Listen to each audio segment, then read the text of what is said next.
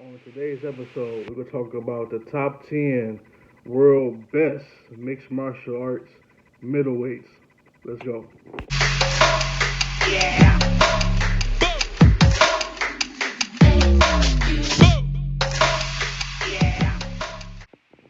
All right, so here we go. Welcome to Snip Talks MMA. So, today, since we do have a title fight today, depending on when you watch this video, we had a title fight for the middleweight in the UFC today between Israel, the last style bender, Adesanya, and then the Reaper,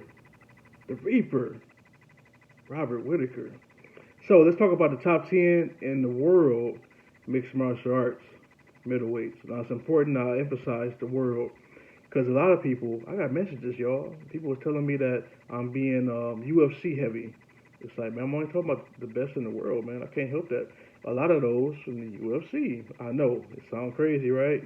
But you will see as we go through the top 10 of these middleweights, you will see that there is a guy that's outside the UFC that's in the top five. You know, and sometimes you gotta pay attention to these guys, man. But first off, let's go with number 10, Kelvin Gastelum. Now he got a fight coming up, y'all, in April 9th, against Imanov, which is gonna be a great fight. He's the number 11th rank or 12th rank, I think. 12th rank. I think you're right, hard number 11. So we get man, Kelvin's a good fighter, man. I still think he should move down a weight class. I still think welterweight would be a great option for him. I get it, man. He's doing his thing in middleweight, but I really think in the welterweight division he'd do phenomenal, man. That's just my opinion. Number 9, we got Darren Teal, man. One of the best entrances I've ever seen him come out with that Sweet Caroline. Classic, man. Classic. I know he caught, the last 2 L's against Robert Whittaker, and then, of course, that last fight he fought against Brunson. He beat him, man.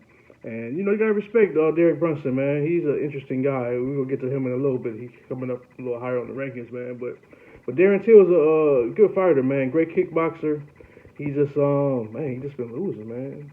Overall he got 18-4 record, man. It's not terrible, you know what I mean? But man, the guys he lost to, he just lost the last 2 with Brunson and Whittaker. We know about Jorge, knocking him out, man. So, we just had to see, man. Number 8, Jack Hermanson. Now, Jack is nice, man. You can't hate on Jack, man. Jack is really nice, man. Now, he lost that last fight to Sean Strickland, and Sean is an interesting guy because he's higher on this list as well.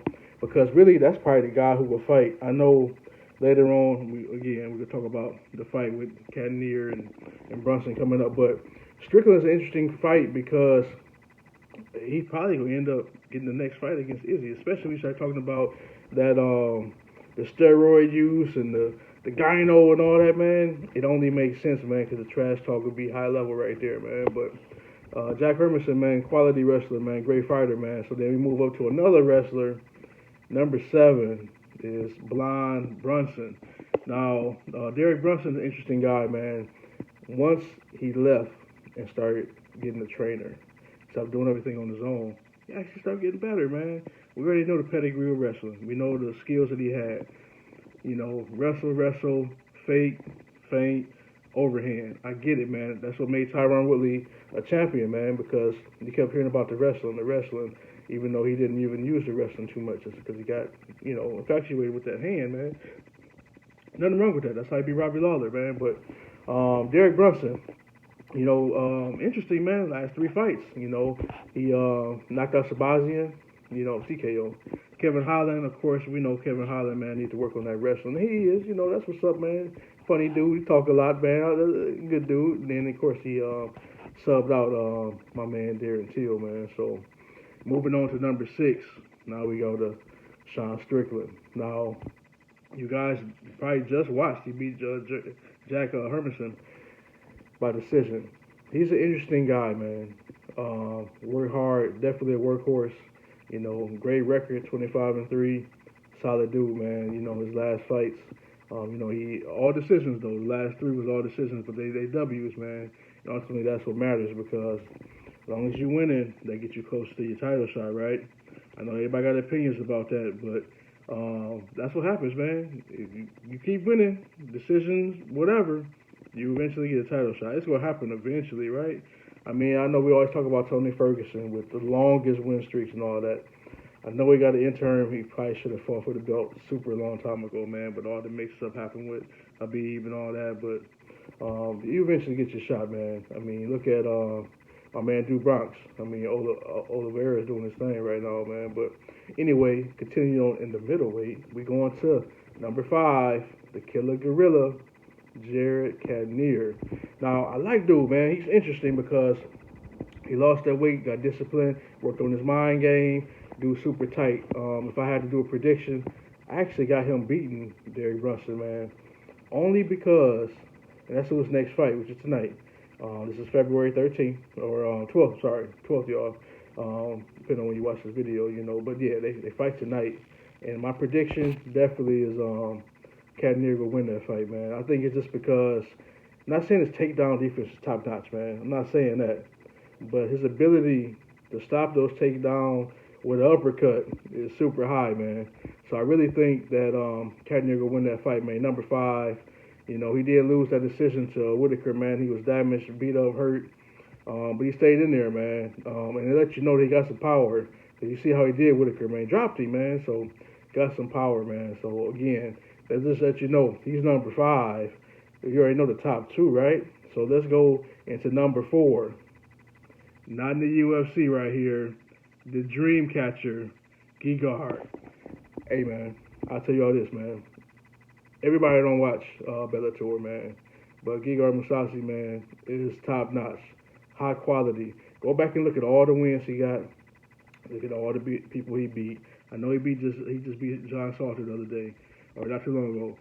He's a top-notch fighter, man. And it'd have been nice to see him get a little higher in the ranks, man. Title shot in the UFC before moving over to Bellator. But, I mean, it's all good, man. I mean, his last 3 fights, he beat the Dragon, Lyoto Machida. He beat Douglas Lima, you know, and then, of course, he TKO John Salter, man. So you got to respect Gegard, man. Plus, he about to fight Vanderford coming up, you know, on the 25th of this month of February. So go watch that guy, man. I say a lot of people don't watch Bellator, or some people got opinion because it's not like the number one, you know. But watch that fight, man. It's gonna be nice. Number 3, we just seen him catch the AO, man. Vittori, Marvin Vittori, great fighter, man. I think those elbows by Izzy, man, in the clinch when he was trying to, you know, collapse those arms, collapse some hands. I mean, made it tough, man. He made it tough, man. I think he got in his head a little bit. You know, we know he beat Kevin Holland. Again, wrestling is his weakness, man. Once he get that under control, Kevin Holland's going to move up these rankings, man. He'll be back in there quick, man. But yeah, he lost to Izzy, and then he ended up beating, you know, my man Paulo Costa. So we'll see what happens, y'all. And then number 2, we got the Reaper, Robert Whittaker. So, you know, that's going to be, that's fire, man. You can't hate on that one, man. You know, his last 3. All decisions, you know, Gastelum, Cannonier, Gastelum. I say Gastelum twice, Darren Teal, you know what I mean.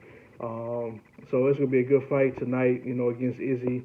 And then, of course, Israel number 1. I think that this fight's going to be so important, man. And the next one, I'll give my little rundown of the main card.